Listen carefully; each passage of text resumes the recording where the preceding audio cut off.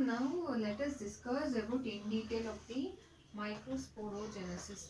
So last class we have discussed about the how the sporogenous tissue will be helpful and how are their functions. So now the question is how the sporogenous tissue will give rise to the male gametophyte. Yesterday we have discussed about the structure of the microsporangium. Now we have discussed how where exactly the male gamete microsporogenesis are present. So now the question is how the sporogenous tissue will give rise to the male gametophyte. So this process we will yet to be understand, right? So here if you see this so you can see in your diagram of your nodes, so there will be a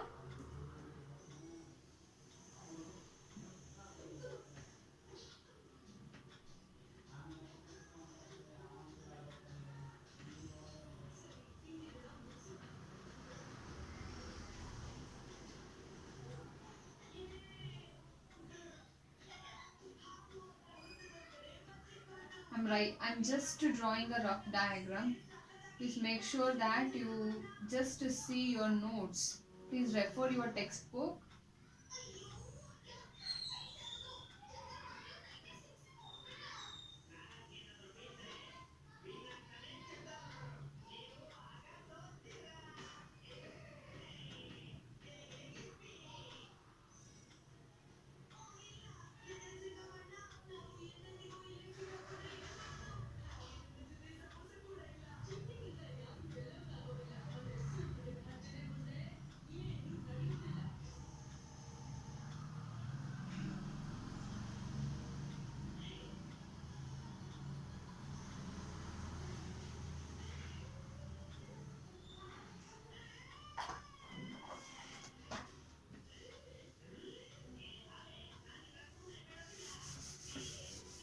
Just write it again once again like this. I will draw. You please make sure that you can understand very well.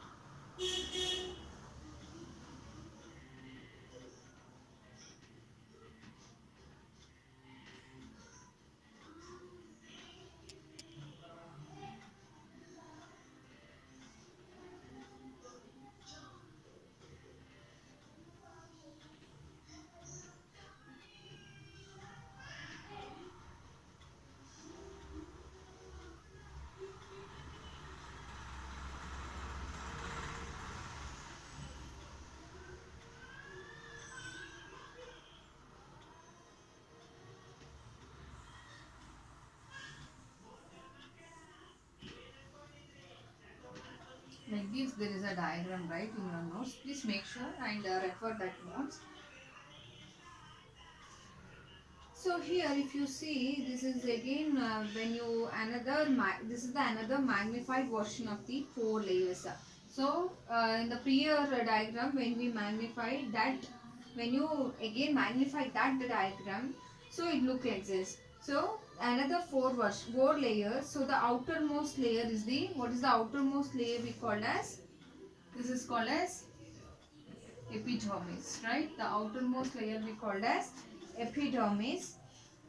Then the next layer will be endothelium, right? Endothelium. And then we have the next layer, that is the middle layer. So this is the middle layer. This is the middle layer. So this middle layer is not necessary, it has to be one. So this middle layer, it is not necessary that it has to be one, but or it can be more than one or multiple layers can be there at the inside. So you can see it is not a single layer, it may be a more than one layer. We can see inside that. Next we have the tapetum. So this is the tapetum. So tapetum. Next we have the tapetum. That is the innermost layer. So outermost layer is called as epidermis. Next is the endothecum and the middle layer, then the tapetum. So and then inside you can actually see some cells, right? You can see actually some cells. And what are these cells? So these cells are nothing but microspore mother cells. These cells are nothing but microspore mother cell. Microspore mother cells. Now please don't get confused. Next we are going to discuss about it only. So now we are going to discuss about what is that and all. For now we have understand that the sporogenous tissue. So what do you mean by sporogenous? Now you might ask what exactly the sporogenous tissue. So like that, like any other tissue, this tissue are also made up of the sporogenous tissue, which also made up of some cells, and these cells are very compactly arranged, and those cells are compactly arranged. So and they are all homogeneous cells. So sporogenous tissue are the cells which are compactly arranged. They are all homogeneous cells. What do you mean by homogeneous? That is the cells are the uniform and a kind. It is just like a uniform. It is same type. So homogeneous cells are that is the cells that have the uniform kind, and the cells of this tissue, that means the cells of sporogenous tissue will undergo mitotic division. So the sporogenous tissue will undergo mitotic division to form a microspore mother cells. So sporogenous tissue will undergo mitotic division to form a microspore mother cells. So that is interesting, right? So now we are gradually try to understand that how the male gametes are formed. So how exactly this male gamete will be formed.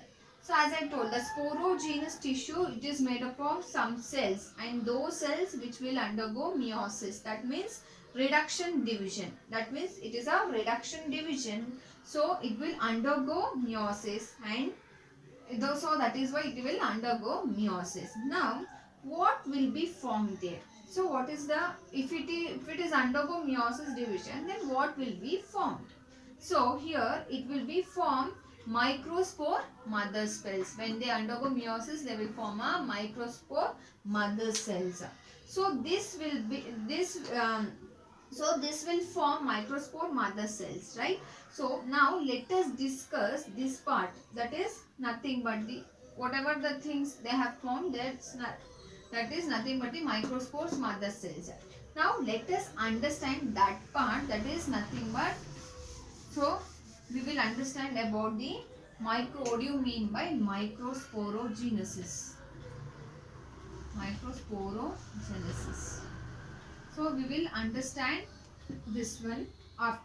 So before going to know this, let us discuss about the in detail of these three layers. What are all these three layers and how they are function. Before going to a microsporogenesis, let us discuss about these things. So as I told that microsporangia, which is made up of three layers, right? So which are made up of three layers. That is nothing but the end anther, which are made up of three layers. First one, it is called as epidermis, right? Which is nothing but epidermis. So this epidermis, it is the outermost layer. As I told, it is the outermost layer, and they have a flattened cells. They have a single layer. They have a flattened cells, which will help in the protection. So what is the thing? It is the outermost layer. Outermost layer, and they have a single layer. Outermost part, and they have a single layer, and they have a flattened cells. The cells are flattened, and they helps in the protection. They helps in the protection. So this is about the epidermis, which provides the protection for the anther. So next is the endothecium. So what is this? So this is present just below the epidermis. So it is also just present. It is also a single layer. It is also single layer. It is present just below the epidermis, and they have a cells. That the cells are they have a radially elongated cells. They have a radially, that means the cells are very radially elongated with a fibrous thickening. They have a fibrous thickening for help for the movement, fibrous movement. That means help for the cushion type of thing they will use to help. So they have a radially elongated cells with a fibrous thickening. So they have a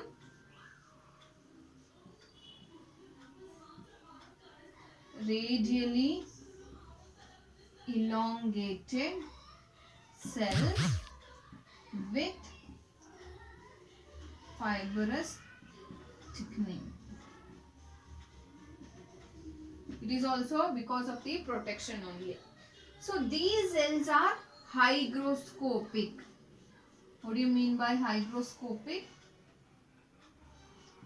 So hygroscopic is nothing but they will absorb the moisture from the air. So hygroscopic is nothing but they will absorb the moisture from the air. So this is about the endothecium. In endothecium, if this part, if it is lose the water, so what they will do, they will contract and they will cause the dihense of the anther, where it will release the pollen grains. So when they lose the water, they will contract. That means they will contract and they will cause a dihense to the anther will be dihense and they will release the pollen grain. So this is about the endothecium. So next will be discuss about the middle layer. So middle layer, as I told earlier, middle layer is not necessary. As I told, that part is not necessary, but it is not only about the single layer.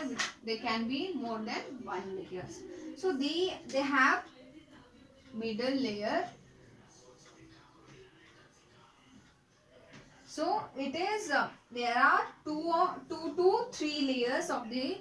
They have the 2 to 3 layers, and the cells are present between. So here the cells also present, which is present between the endothecium and the tapetum. In between these two, the cells are present. So but they will help in the storage of food. Stored food materials. They store the food materials. They will store the food materials. This is about the middle layer. Next will be the tapetum. Next will be the tapetum. So tapetum, as I told, it is the innermost layer of the wall. That is it is the innermost which is present inside, right? So it is the nutritive layer, as I told. It will help in the nourishment. So it is the nutritive layer. It is the nutritive layer. Here the cells are multinucleate. So the cells which are present in the tapetum are multinucleate. Multinucleate. That means they will undergo endoploidy and the polyploidy. So they may undergo endoploidy and also the polyploidy. So then this tapetum are of two types. There are of two types: amoeboid and the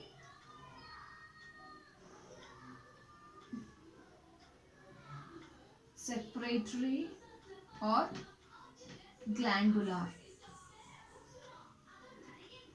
So tapetum is of two types, that is the amoeboid and the secretory, and also the glandular. So what do you mean by amoeboid? So amoeboid are the, here in amoeboid means here the tapetum cells grow and they are fused to form a periplasmodium. So these in these cells, what they will happen, the tapetum will grow and they will fuse to form a periplasmodium, where they will passes the spore mother cells. That means they passes between the spore mother cells for providing the nourishment. So it will help in the nourishment and also the other materials. They will to pass to from the periplasmodium, where it will pass in between these cells to the spore mother cell, they will pass the nutrient. So example, you can see this type of amoeboid in the lily. Next is the secretory and the glandular cells.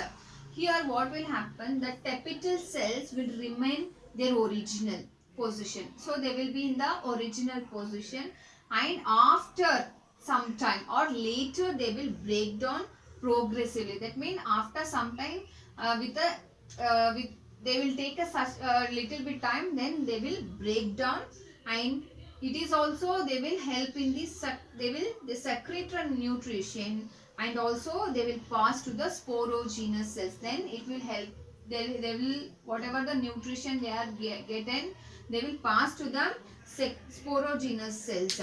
So ultimately these both types will be degenerated. This both, so amoeboid and the secretory cell will be degenerated. So this is about the tapetum. Tapetum is the nutritive layer and the cells are multinucleated, and these two are types of the tapetum, amoeboid and the secretory. So in amoeboid cells, what they will happen, these tapetums will grow and fuse to form a plasmodium. So where they will passes the nutrition between the spore mother cells. Understood? So they will pass the nutrient to between the spore mother cells, and they will provide the nourishment, and also not only the nourishment but also the other food materials. In secretory glandular cells or the secretory or the glandular cells, what will happen here? The tapetal cells, they will remain their original position. After some time they will break down. They will break down their progressively. So they will simultaneously they will program. Then they will secrete the nourishment, and then it will pass to the sporogenous cells. By the end, these two tapetums, types of tapetum will be degenerated. Understood? So next will be the sporogenous tissue. So we have discussed about the sporogenous tissue, but still we will discuss here once.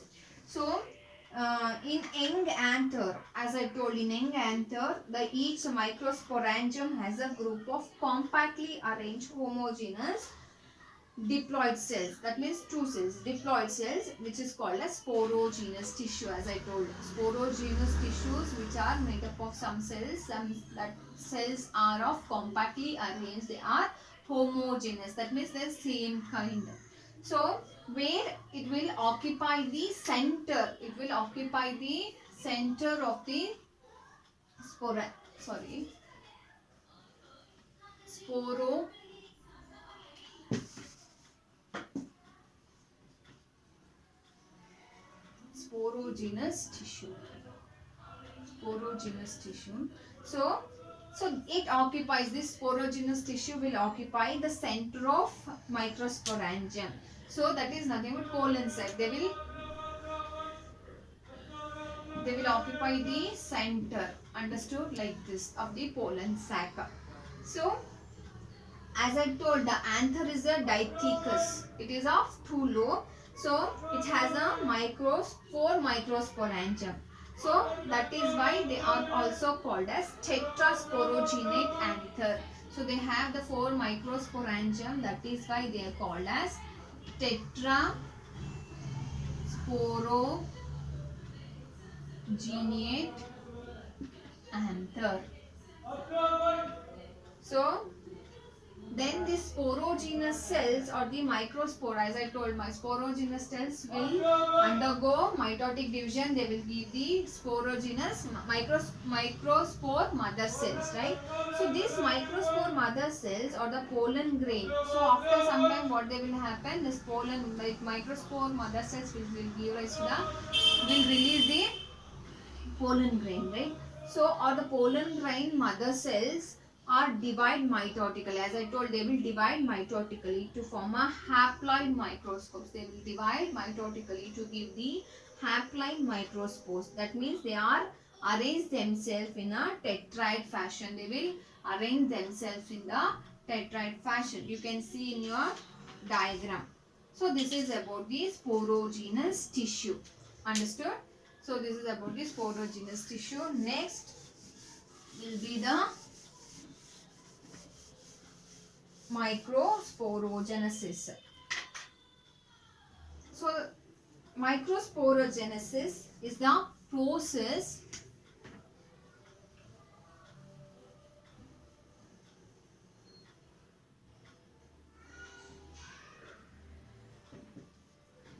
microsporogenesis is the process which during this process they will give, that means which haploid microscopes, that is the pollen grains are formed. They will form a haploid.